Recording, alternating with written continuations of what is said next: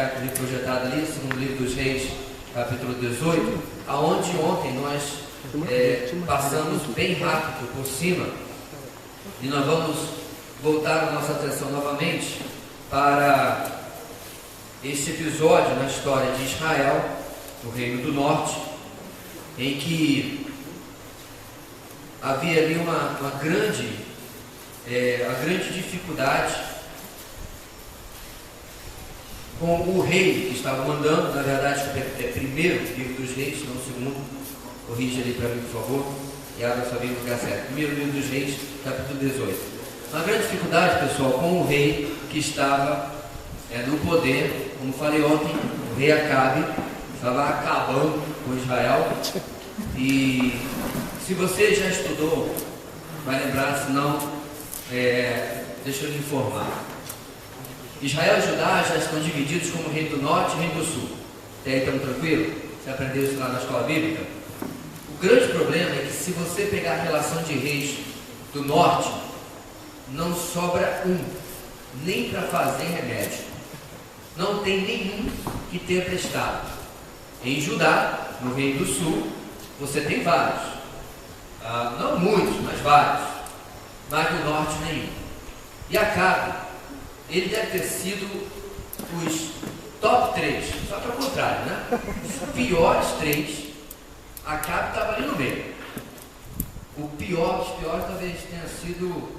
Eu vou ficar na dúvida. Tem que dar uma olhada no currículo dos caras, senão eu vou acabar difamando. Mas Acabe, para começar, como nós mencionamos na primeira mensagem, ele casa fora da nação de Israel. Você sabe, você já leu o Antigo Testamento o suficiente para saber que era proibido para o plebeu, quanto mais para o rei. Ele não deveria fazer isso. Pastor, mas Salomão também fez. É verdade, não só ele, vários fizeram. Mas era a direção de Deus de que você não deveria casar-se fora. Bem, hoje, pessoal, nós vamos continuando a falar sobre o tema que está lá entregue na projeção.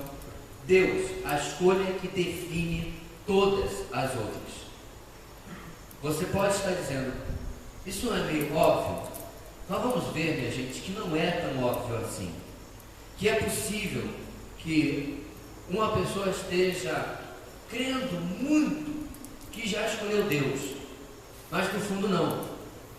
Que seja apenas uma cultura, um hábito, uma religião e não algo verdadeiro. Eu me sinto muito livre de falar com você aqui porque no máximo 20% de vocês eu conheço alguma coisa. Pessoal da minha igreja, alguns outros, mas a grande maioria aqui eu não sei.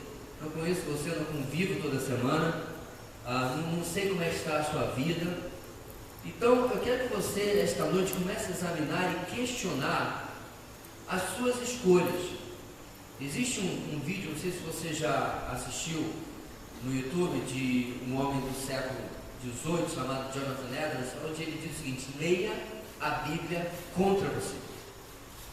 Porque se você chegar a um ponto na sua vida, no seu cristianismo, em que você já está confortável, detalhe, você ainda está na adolescência, não é? Você já se sente confortável de que você conquistou alguma coisa, que você chegou a algum lugar.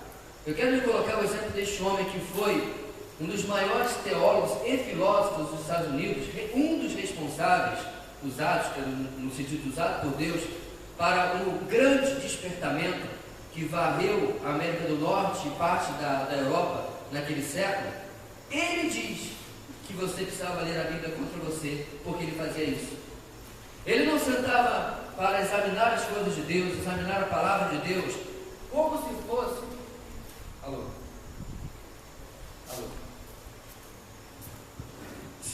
Virou, acho que foi o botãozinho.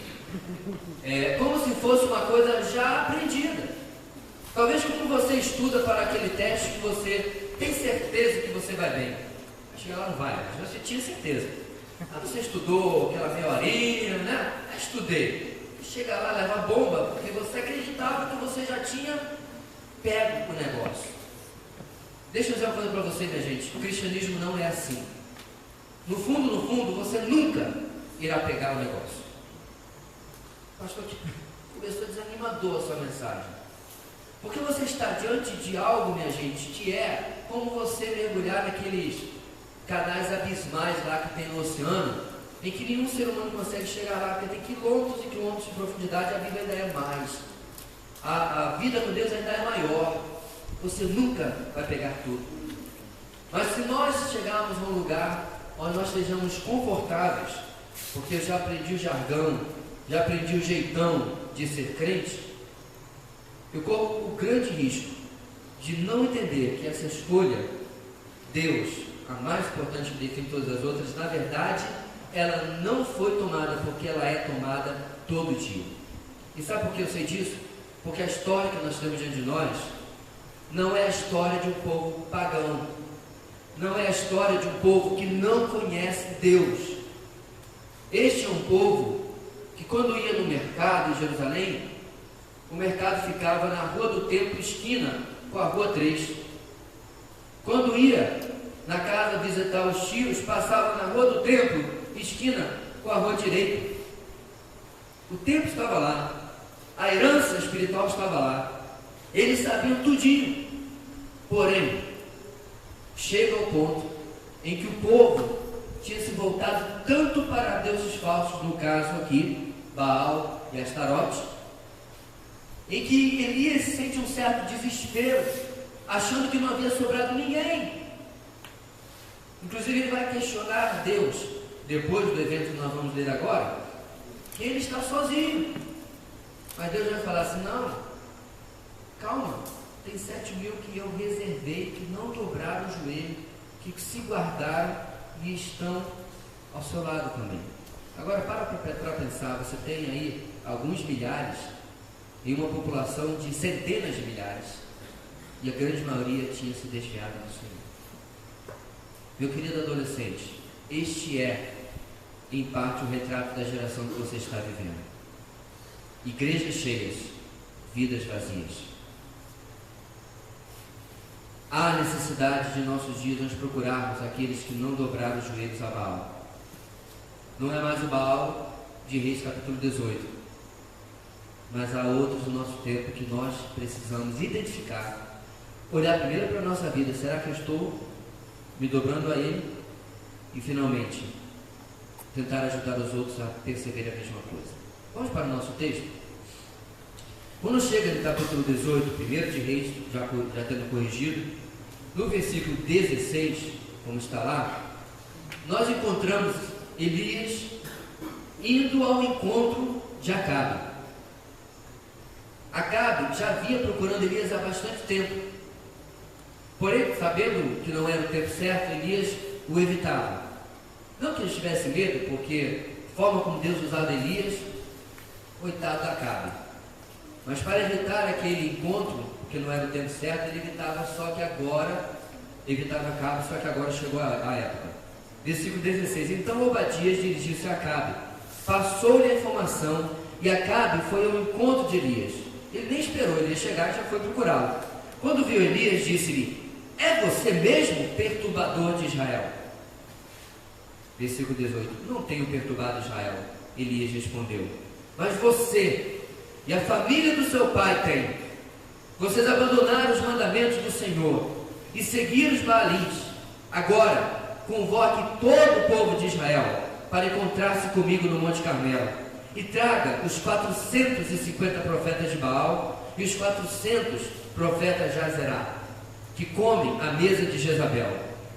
Acabe convocou então todo Israel e reuniu os profetas no Monte Carmelo. Elias dirigiu-se ao povo e disse: até quando vocês vão oscilar para um lado e para o outro? Se o Senhor é Deus, sigam-no, mas se Baal é Deus, sigam-no. A primeira lição, meus irmãos, que a história de Elias nos traz nessa noite é a seguinte, no versículo até o 21: escolha o seu lado, mas um único lado. Escolha o seu lado, mas com exclusividade. Escolha o seu lado, mas eliminando qualquer concorrência. Escolha o seu lado, mas sem flertar com o outro, sem fazer um misto, sem fazer uma proporção, nem que seja de 99% para 1%. O que Deus está propondo através de Elias para o povo é: escolham 100% a quem vocês vão servir. Porque o povo está vivendo uma vida de adoração, de idolatria, porém, em muitas instâncias queria ir ao templo e também esperar usufruir de Deus as suas bênçãos. E no texto que nós lemos, minha gente, o confronto começa lá no palácio. Elias encontra-se com Acabe, devolve o elogio de Acabe de perturbador. A diferença é que Elias estava correto, era Acabe que estava perturbando a ordem, a paz, a tranquilidade no meio do povo de Deus. E ele faz essa proposta para que se encontrem lá. Agora, para contar o time, do lado de Deus, quantos jogadores nós temos? 1, Elias. Do lado de Baal e Astarote, fazendo dupla, 850 falsos profetas. Ainda bem que não era para sair no braço, né? Porque Elias estava claramente em uma desvantagem. O que estava em jogo ali era: Deus vai intervir ou Baal e Astarote irão intervir? E, gente, o cristianismo, que a nossa realidade, não era, claro, a realidade de Elias, ela é uma fé exclusivista. Sim, ela não é uma fé inclusivista. Muita gente acha que você pode vir ao cristianismo, vir a Deus como está e permanecer como está. Isso não é cristianismo, isso não é Bíblia. Quantas e quantas palavras duras Jesus deu. Bom mestre, não deixava o cara nem respirar. Por que me chama as mãos? Mestre, eu vou te seguir até onde for. Olha, os próprios animais têm covis, têm onde dormir, se abrigar. Filho do homem, eu não tenho direito na cabeça. O meu cunhado trabalha com marketing. Eu tenho certeza que ele concordaria comigo dizendo que Jesus tinha um péssimo faro para marketing, né? A propaganda dele era péssima. Não é verdade? Nós mencionamos, e esse texto a gente vai analisar também, que ele mandava os outros comer a sua carne e beber seu sangue. De repente os discípulos falavam assim: mestre, tá bom, mas fala diferente. Você vai espantar o público. O povo vai ficar assustado com o seu jeito de falar. Jesus não dourava a pílula. Ele não facilitava. Querido cristianismo que talvez você esteja vivendo, em que você pode estar lá domingo na igreja, ou até num acampamento, aonde quer que seja, você trabalhou na casa do julgamento, mas você pode viver uma vida mista, quando você não é basicamente super-homem para ter uma identidade secreta, mas você tem, porque você é uma pessoa, aos olhos daqueles que você sabe que supostamente creem, como a palavra de Deus fala, mas quando você está sozinho lá na sua vida civil, você é outro. Quando você está sozinho dentro do seu quarto, quando você está sozinho diante do computador, você é outro. Você ainda não compreendeu o quão exclusivo o nosso Deus é. O Antigo Testamento fala que o nosso Deus é um Deus zeloso, e diz mais, é um Deus ciumento. Complicado isso, né? Porque ciúme parece aquela coisa de namorado seguro, namorada segura de esposo, cônjuge, que já foi traído e fica inseguro, não parece? Mas não é o caso do nosso Deus. O ciúme do nosso Deus, querido, é porque Ele nos ama. E dividir-nos com qualquer outra coisa ou pessoa viola a glória dele. A glória dele ser o único, a maior e a única decisão da nossa vida. Como está o seu coração? Como tem você andado a respeito do lado que você tem escolhido? Elias convoca o povo e diz: decidam. Parem de ficar manquejando, cocheando, na nossa tradução que nós estamos usando hoje, oscilando de um lado para o outro. Não importa a tradução em português que você use, a ideia é que ele quer viver com o pé no mundo e o pé na igreja, passando para os nossos dias hoje. Essa tem sido a sua realidade? Nós vamos tocar, meus irmãos, nos próximos dias, em áreas bem difíceis, porque se vocês me conhecem, no mínimo 10% sabem que eu não entendo que nós viemos a um lugar desse para ouvir mensagens fofas, para você pegar frases e depois botar no Facebook.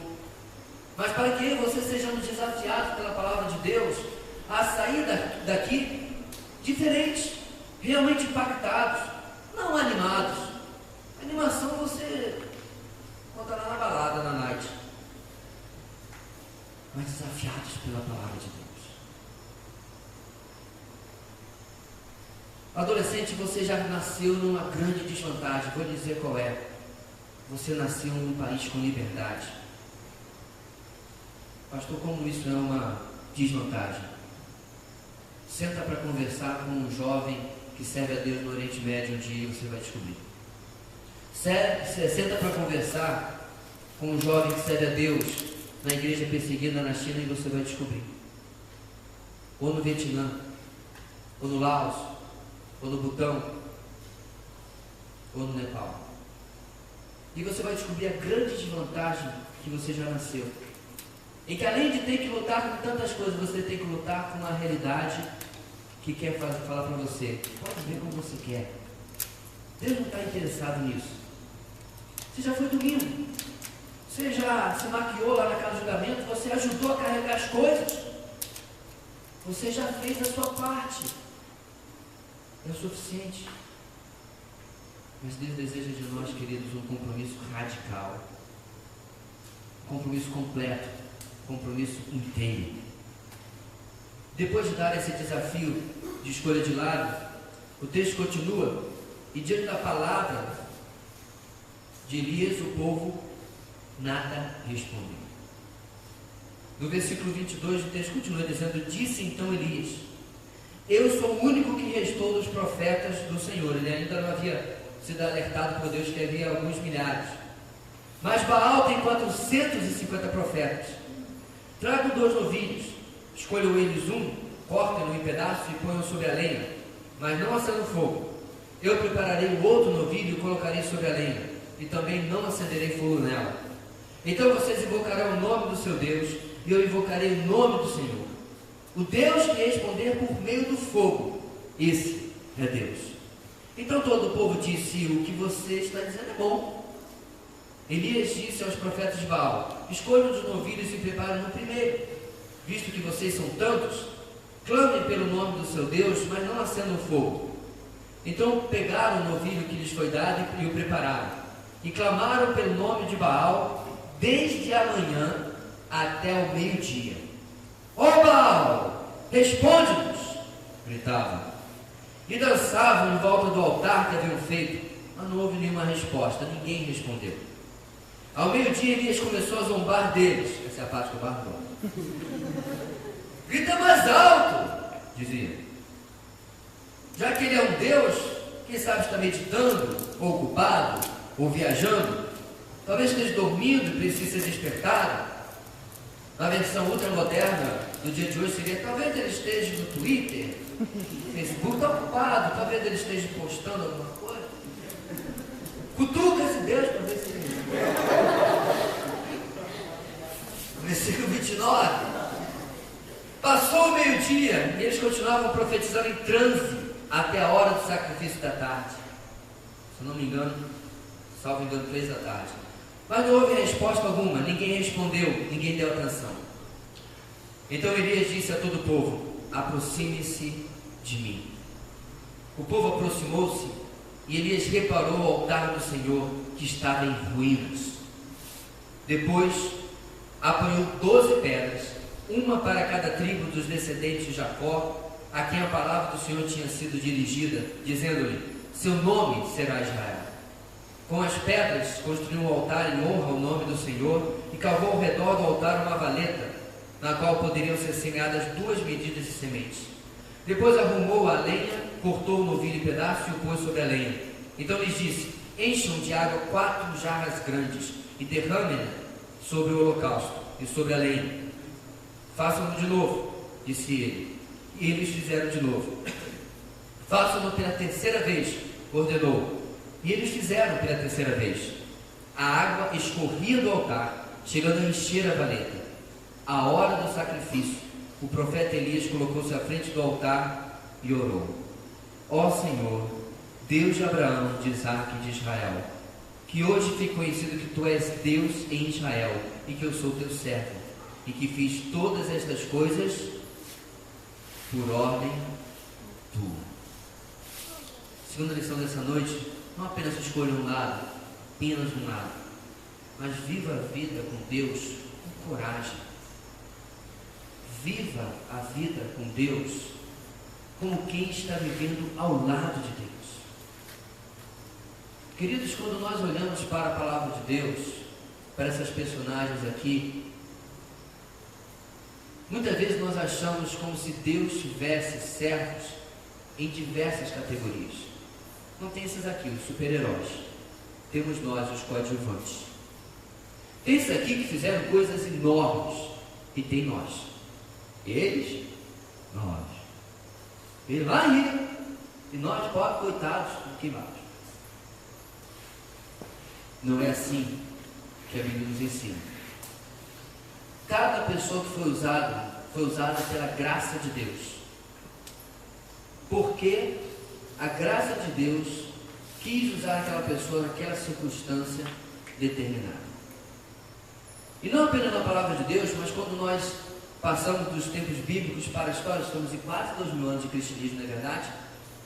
Sabe aqueles homens que você vê as frases na internet, que você lê os livros, que você vê nos livros de história da igreja? Por que eles marcaram a história? Mas calma, tem muitos outros cujos nomes nós não conhecemos que marcaram a sua história também. Elias nos dá a dica. Eles tiveram coragem de olhar para as circunstâncias, ver que a coisa estava de grande forma, lhes estava desfavorável, que eles eram minoria, que a coisa não estava fácil, a coisa estava feia, mas ainda assim continuavam em frente. Não ficavam se lamuriando. Ah, se eu tivesse nascido numa família melhor. Ah, se meu pai fosse mais crente, dirigisse a minha família mais perto do Senhor. Ah, se a minha mãe fosse uma mulher de mais oração. Ah, se o meu pastor, ah, se o meu líder de adolescentes. Ah, se eu tivesse a oportunidade de congregar uma igreja melhor, mais séria com as coisas de Deus. Mas quando nós olhamos, minha gente, para a própria vida de Elias, ele era um homem que andava com Deus praticamente sozinho. Tinha um servo que era o nosso servo. Andava em um tempo extremamente hostil para ele, para quem queria andar com Deus. A autoridade da nação queria a cabeça dele, mas ele vivia uma vida corajosa com Deus. Pastor, mas como é que a gente faz para viver uma vida corajosa com Deus? O texto dá a dica. Senhor, mostra que eu fiz tudo por ordem tua. Amado, quando você tem entendimento na palavra, daquilo que Deus quer de você, ninguém te segura. Amém. Quando você compreende o propósito de Deus maior, mas também específico para a sua vida, ninguém te segura. Sabe por que muitos de nós não conseguem ter uma vida de santidade? Porque você não tem propósito na sua vida. Ora, se você não sabe qual é o seu propósito, qual é a motivação que você vai ter para preparar-se para ele? Se você ainda não descobriu que o maior propósito da sua vida é ter uma vida para a glória de Deus e alegrar-se nele, amém, qual a motivação que você teria de viver uma vida santa? Se você ainda não descobriu o propósito específico que Deus tem na sua vida para lhe usar, como você viveria uma vida santa? Porque, querido, para ser o profissional do vestibular que você está planejando fazer, você precisa ter uma vida santa. Para ser policial, você precisa ter uma vida santa. Para ser médico, para ser advogado, para ser professor ou professora, você precisa ter uma vida santa. Para você frequentar a igreja domingo e durante a semana viver a sua vida como se nada demais Deus estivesse fazendo, você não precisa viver uma vida santa. Porque assim, grande parte da igreja brasileira tem vivido. Domingo cantamos, Domingo pulamos. Domingo até dançamos. Mas durante a semana Deus é uma bênção. Ocasionalmente consultado. Isso é que faz a diferença entre o homem da narrativa que nós estamos lendo e a grande multidão que está ali assistindo aquele UFC espiritual, que está ali assistindo essa batalha. Uma multidão perdida, porque há muito tempo tinham perdido o propósito de Deus para as suas vidas. E o propósito de Deus, minha gente, é tão forte que nos próximos capítulos Deus vai dar ordens a Elias. Uma delas é: unge a Eliseu, profeta, no teu lugar. E Eliseu estava lá cuidando da sua vida, mas quando ele é chamado por Deus, ele rompe com tudo aquilo, porque Deus deu um novo propósito para a vida de Eliseu. Eu creio que pode sair da geração de adolescentes de Boa Vista, de Roraima, muitos pastores, missionários, sim, claro.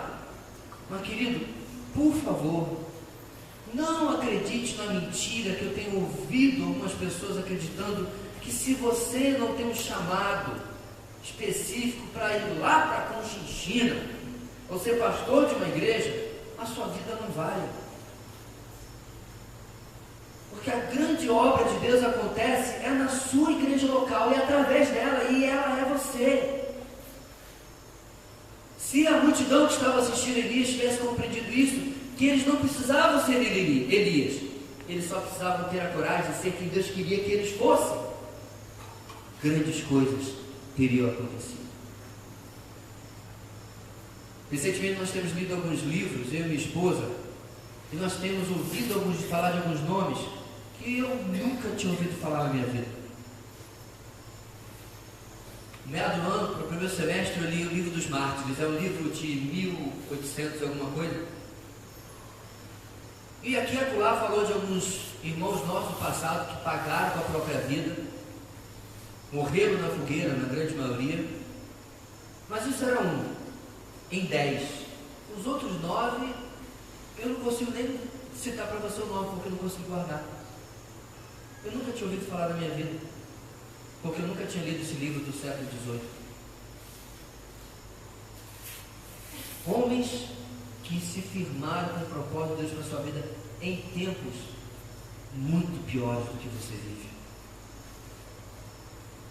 Homens que foram mortos simplesmente por dizer que a salvação é pela fé. Coisa que você espera, ouve todo domingo na sua igreja. Se não, ó que lamento. Homens que morreram simplesmente por dizer que a salvação era pela graça, não pelas obras. Homens que morreram simplesmente por dizer que o Papa e os padres poderiam perdoar o pecado, porque só Cristo poderia perdoar. Homens que morreram simplesmente por pegar e traduzir a Bíblia para que os seus compatriotas pudessem lê-la como você lê hoje, tamanho facilidade. E a maioria desses nomes, claro, a gente conheceu Wycliffe, Tyndale, John Huss, morreu quase 100 anos antes da Reforma Protestante. Mas como eu disse, são pequenos nomes que a gente lembra de uma multidão. O caso que mais chamou a atenção, irmãs, foi de uma irmã. Tratasse do que ela estava falando e pregando e ensinando. Ela deu uma aula de teologia. Você diz assim, mas por que o senhor está espantado? Nós estamos falando da Idade Média, onde a maioria das mulheres sequer podiam estudar. Mas ela deu uma aula naqueles que estudaram anos e anos naquele seminário nos monastérios. Enrolou no dedinho, mas pagou com a vida por isso. Deus, quando quer usar, usa, dependendo apenas que você tenha coragem de colocar-se para ser usado por Ele. O resto do nosso texto, Elias continua orando, E além de dizer que ele está fazendo por ordem dele, no versículo 37, ele começa a dizer: responde-me, ó Senhor, responde-me para que este povo saiba que tu, ó Senhor, és Deus, e que faz o coração deles voltar para ti. Então, o fogo do Senhor caiu e queimou completamente o holocausto, a lenha, as pedras e o chão. E também secou totalmente a água na valeta. Quando o povo viu isto, todos caíram prostrados e gritaram: o Senhor é Deus! O Senhor é Deus! Então Elias ordenou-lhes: prendam os profetas de Baal, não deixem nenhum escapar. Eles os prenderam, e Elias os fez descer ao riacho de Quizon, e lá os matou. E Elias disse a Acabe: vá comer e beber, pois já ouço o barulho de chuva pesada. Então Acabe foi comer e beber, mas Elias subiu até o alto do Carmelo, dobrou-se até o chão, pôs o rosto entre os joelhos. Vá e olhe na direção do mar, disse ao seu servo. Ele foi e olhou. Não há nada lá, disse ele. 7 vezes Elias mandou: volte para ver. Na 7ª vez o servo disse: uma nuvem tão pequena quanto a mão de um homem está se levantando do mar. Então Elias disse: vá dizer a Acabe: prepare o seu carro e desça antes que a chuva o impeça. Final, minha gente, da narrativa, que você já deve ter ouvido tantas vezes, termina de uma maneira que talvez para nós seja muito difícil compreender na nossa mente pós-moderna, politicamente correta, do século XXI. Por que ele tinha que matar esse pessoal? Quem sabe ele podia pregar para eles. A política de Deus no Antigo Testamento, minha gente, era eliminar o ímpio para proteger os eleitos. Pastor, não tem conforto com isso. Quando chegar na eternidade, você questiona a Deus. Me deixe fora disso. Mas é assim. Quando Deus tinha um plano na vida dos eleitos, ele eliminava aqueles que não eram para beneficiar aqueles que ele havia escolhido, especialmente para protegê-los de contaminação. Essa é a razão porque ele mandou exterminar todos os povos da Palestina, de hoje chamamos, na terra prometida de Canaã. Não tendo feito isso, o povo se corrompeu com eles, e assim nós chegamos à história de Baal e de Astarote. E como Deus tinha razão? Acho que a sua reunião com ele acabou de ser cancelada, né? Deus nunca faz nada por acaso. E aqui, minha gente, a nossa última lição é o seguinte: tal como Elias, esteja disposto a fazer até as coisas mais difíceis. Eu não acredito que Elias levou esses profetas até o riacho e os matou com um sorriso na mão, no rosto, ou com alegria e satisfação. Ele estava cumprindo a ordem do Senhor. Ele estava fazendo aquilo que Deus mandou. Eu e você, certamente não receberemos a mesma ordem de Deus. Ele não vai mandar matar ninguém, graças a Deus. Mas tem várias coisas difíceis na sua vida que Deus continua esperando que você faça até hoje. Lembra que nós falamos sobre santidade? A santidade não acontece na minha vida quando as escolhas difíceis não são tomadas. Quando ao invés de fazer aquilo que é difícil, porém é correto, você escolhe o caminho mais fácil. Ao invés de fazer aquilo que você sabe que agrada e glorifica a Deus, você escolhe aquilo que agrada a si e que glorifica a você mesmo.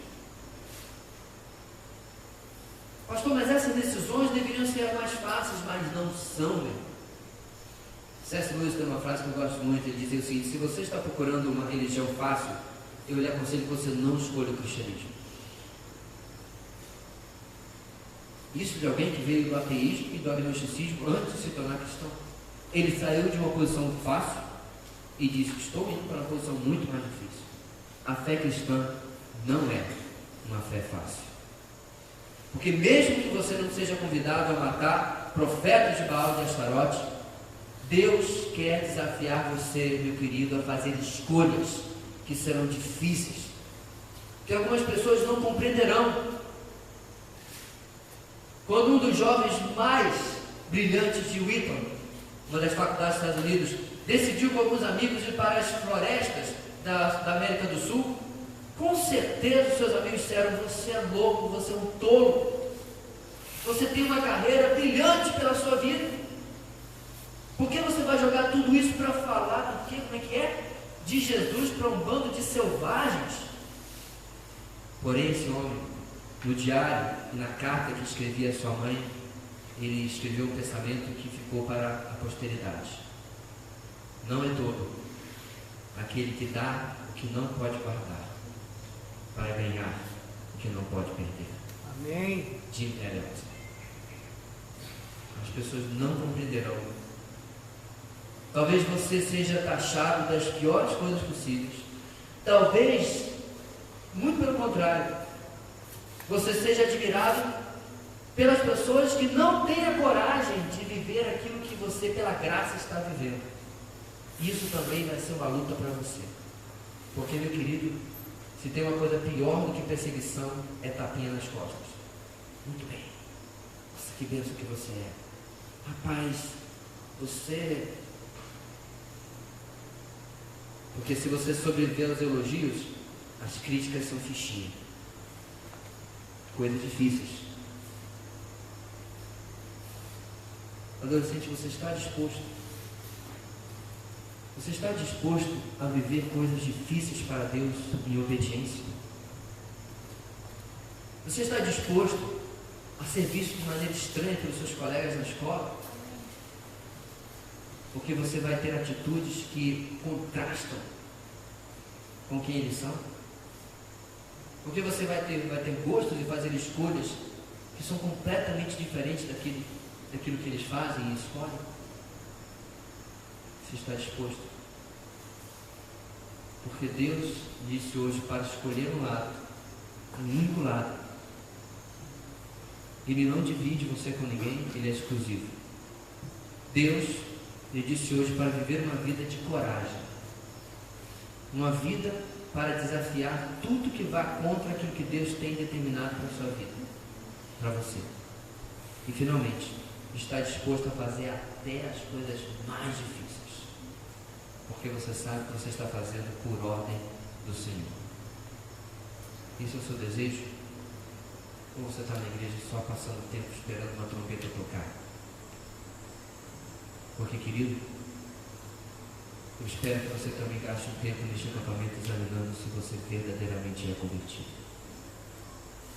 Porque quando você é verdadeiramente convertido, você não experimentou um arrependimento que aconteceu sei lá quanto tempo atrás, mas você continua uma vida de arrependimento. E não apenas isso, mas você não apenas tem uma vida de arrependimento, mas uma vida que é focada na vontade de Deus. Quando você é convertido, todas essas coisas que nós vimos no texto hoje são coisas com as quais você já tem lidado. Porque Deus já vem falando a você, através de outros textos, através de outras mensagens, talvez através de músicas. Deus tem falado a você: eu quero você só para mim. Eu quero você corajoso. Eu quero você disposto a fazer coisas difíceis. Quero convidar você a fechar seus olhos nessa noite.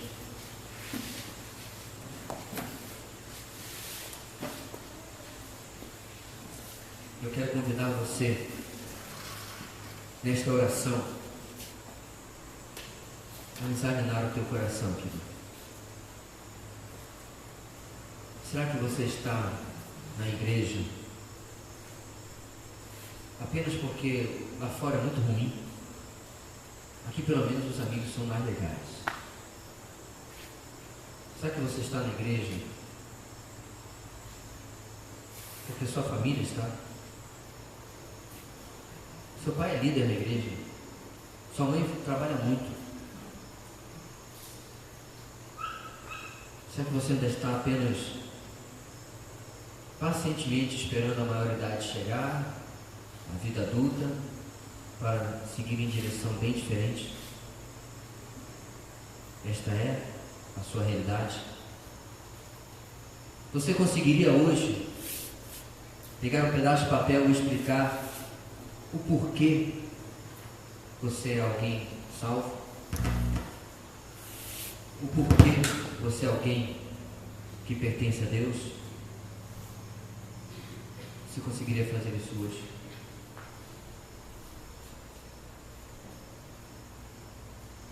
Se eu sentasse com você um a um para lhe ouvir e fizesse a seguinte pergunta: você tem certeza da sua salvação? Você tem certeza da sua vida eterna? Porque tudo aquilo que nós falamos hoje, querido, sem esta certeza, é pura perda de tempo. Porque você ainda não começou o básico. Não se engane. Você pode estar na igreja toda semana. Você pode até estar fazendo as atividades religiosas. Mas você pode estar muito longe do reino. Muito longe daquilo que Deus planejou para você.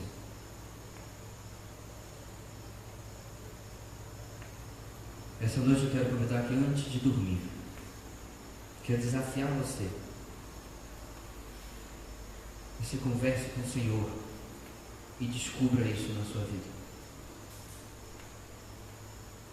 Além de mim, nós temos outros adultos e jovens aqui. E gostaria que você procurasse alguém. Se você chegar à conclusão, eu preciso de verdade encontrar o Senhor. Eu tenho vivido uma máscara. Eu aprendi as músicas. Eu aprendi a ordem dos livros da Bíblia. Eu sei o que falar. Mas eu cheguei à conclusão que eu estou perto do reino, mas estou sem salvação. Querido, se esta é a sua realidade, não resista e não ceda a qualquer sentimento de vergonha, porque a maior vergonha você vai ter em encontrar-se com a eternidade sem estar preparado. Deus querido, usa em nome de Jesus a tua palavra mais ainda para falar a cada vida nesta noite. Que, ó Deus, cada adolescente aqui possa aproveitar esses minutos que ainda terá para examinar o seu coração, examinar a sua vida, para que eles possam ter a convicção absoluta, a certeza plena que a tua palavra nos dá de que são teus. Ó Deus, se pelo teu Espírito alguns aqui chegaram à conclusão de que precisam ainda do Senhor, nós oramos, ó Pai, para que eles não resistam ao teu Espírito, que eles sejam alcançados pela tua graça irresistível e possam, ó Deus, ouvir o chamado e que possa haver salvação, Deus, neste acampamento. Nós oramos, ó Deus, confiados no nome de Jesus. Amém e amém.